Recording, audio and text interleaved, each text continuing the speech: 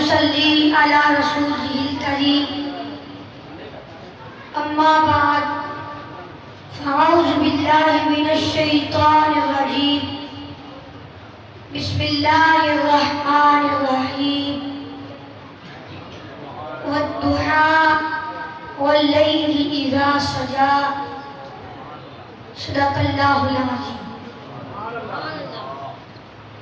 وہ کمال حسن حضور ہے، وہ کمال حسن حضور ہے کہ گمان نفس جہاں نہیں، یہی پھول خار سے دور ہے، یہی شمع ہے کہ دعا نہیں.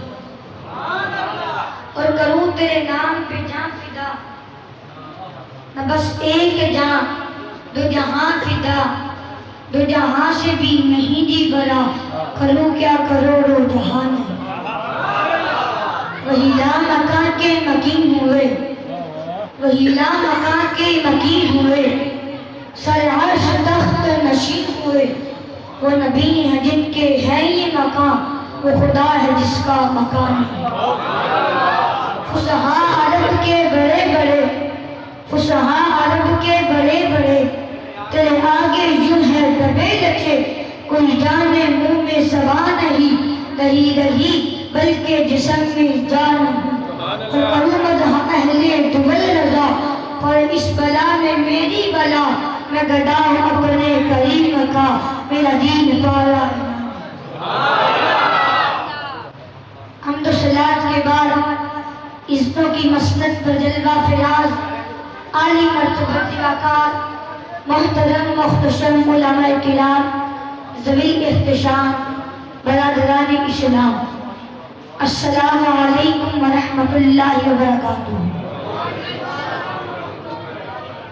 میں بہت مشکور ہوں استاد الحفاظ قاری مظہر حسین نقشبندی صاحب اور مسجد انتظامیہ کا، کہ جن کے توسل سے آج مجھے اس محفل میں حاضری کا شرف حاصل ہوا، اور علماء کرام اور آپ تمام مشاقان رسول کی زیارت کا شرف حاصل ہوا. اللہ کریم میرا پڑھنا، آپ کا سننا اپنی بارگاہ میں قبول و منظور. حضرات، میرے حضور صورت میں بھی بے مثال، میرے حضور سیرت میں بھی بے مثال. ان جیسی نہ صورت کسی کو ملی ہے، اور ان جیسی نہ سیرت کسی کے حصے میں آئی ہے. تو چونکہ صورت پہلے ہوتی ہے اور سیرت بعد میں، تو ایک دو باتیں میں اپنے محبوب علیہ السلام کی سونی صورت پہ سنا کر پھر میں اور آپ دیکھیں گے کہ آج اتنی سونی صورت والے محبوب سیرت کے جمال اور رنگ کیسے رکھتے تھے. میرے حضور کتنے خوبصورت تھے. اللہ تعالیٰ نے محبوب علیہ السلام کو کتنا سونا بنایا تھا. جب میں اور آپ 1400 سال کے فاصلے پہ کھڑے ہیں، جن لوگوں نے صبح و شام حضور کو دیکھا، وہ ایک دوسرے کو بٹھا کر پوچھا کرتے تھے، یار تو بتانا کہ حضور کیسے تھے؟ وہ کہتا تھا تو نے نہیں دیکھا تھا، کہا دیکھ کر بھی نہیں دیکھا تھا. حضرت عمر بن عاص رضی اللہ تعالی عنہ فرماتے ہیں کہ اگر تم مجھ سے کہو گا کہ حضور کا نقشہ کھینچو، فرماتے ہیں ما اعتقت، میرے میں طاقت ہی نہیں. حضرت حسان بن ثابت رضی اللہ تعالی عنہ فرماتے ہیں کہ میں جو حضور کا حسن بیان کرتا ہوں، اس کی وجہ یہ تھی کہ مجھے محبوب کو دیکھنے کا طریقہ گیا تھا، جس کی وجہ سے میں ان کو دیکھتا ہوں اور ان کا حسن بیان کرتا ہوں. پوچھا گیا وہ کون سا طریقہ تھا؟ فرماتے ہیں فلما نظرت الى انوارهم فوضعت كفي على ايدي خوفا من ذهاب بصري. فرماتے ہیں جب میں حضور کا جمال جہارا دیکھا کرتا تھا، جب میں حضور کا حسن دیکھا کرتا تھا، تو اپنے ہاتھوں کی انگلیاں آنکھوں پہ رکھ کر انگلیوں کی اور سے دیکھا کرتا تھا. کیوں؟ خوفا من ذهاب بصري. فرماتے ہیں ڈر لگتا تھا کہیں حضور کے جلووں کی چمک سے میری آنکھوں کے بینائی نہ چلی جائے. یہ کون کہہ رہے ہیں؟ حضرت حسان بن ثابت رضی اللہ تعالی عنہ. اور آپ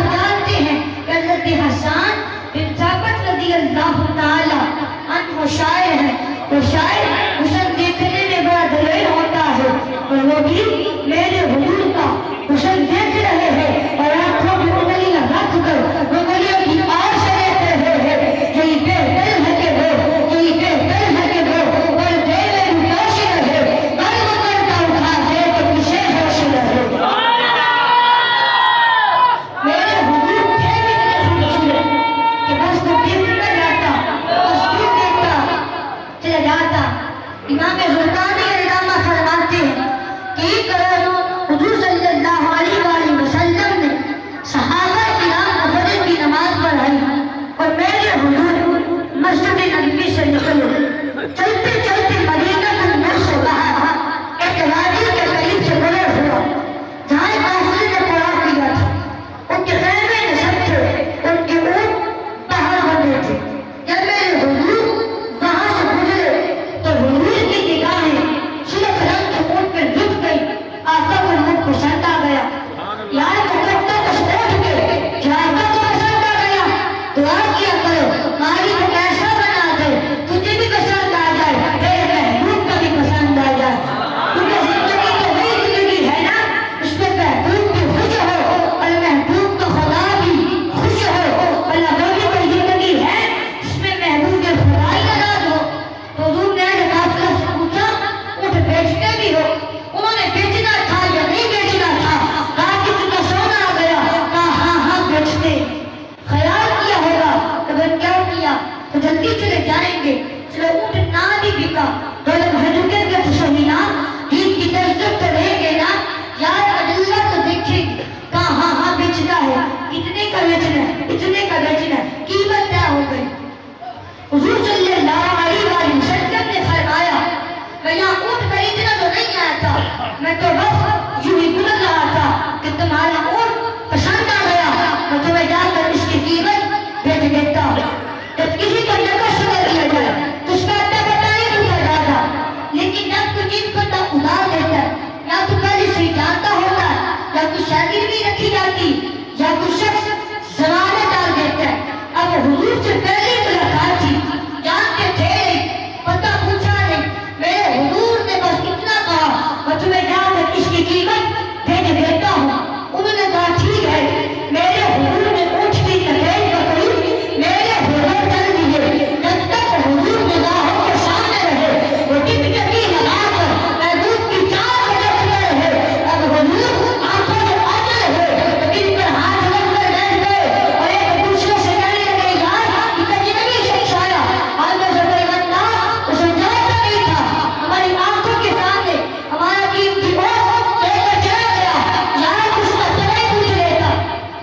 ایک کہنے لگا ویسے جب وہ بات کرتے تھے نا تو وہ سے بھول کرتے تھے, میں تو اسی منظر پر دیکھ کر رہ گیا. ایک کہنے لگا اذا تکلم رؤیت الروح فخرج من بین الشماء نار. تاکہ وہ بات کرتے تھے نا تو سامنے والے دانتوں سے روح گرتے ہوئے چھلکی کے گرتی تھی, میں تو اسی منظر کو دیکھ کر رہ گیا. ایک کہنے لگا اذا تحیہ فتلائم فی جبل, تاکہ وہ مسکراتے تھے نا تو سامنے پہاڑوں پر بھی عکس کرتے تھے, میں تو اسی منظر کو دیکھ کر رہ گیا. ایک کہنے لگا میں تو دل میں آنکھوں میں کھوتے رہ گیا. کیا خود کو سجانا کیا مکھیاں نے, کیا خود کو سجانا کیا مکھیاں نے, انہیں بڑے کو سرائیاں رکھیاں نے.